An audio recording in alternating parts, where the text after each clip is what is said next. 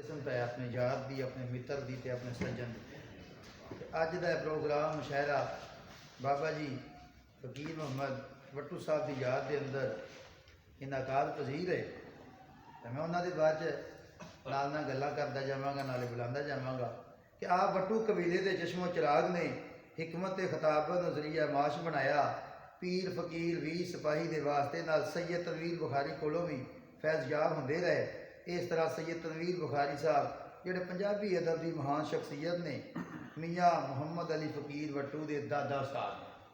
मुहम्मद अली फकीर नूं रब ताला ने खुदा दा सलाहियत अता कीतियां ने, जिन्हां विच मारफत, तसव्वुफ, फ़कर, गुनाह ते राह सलूक की तालीम शामिल ने।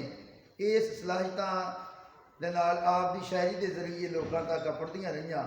रंगील चरखा के रूप दे विच ते कदी इश्क के 5 पत्तन की सूरत विच इन्हां दा कलाम शोहरत ते मकबूली दे झंडे गढ़ रहा है। आप दा कलाम जिहड़ा इश्के इलाही के हवाले नाल लिखिया है, तुएं तबक 14 दा मैं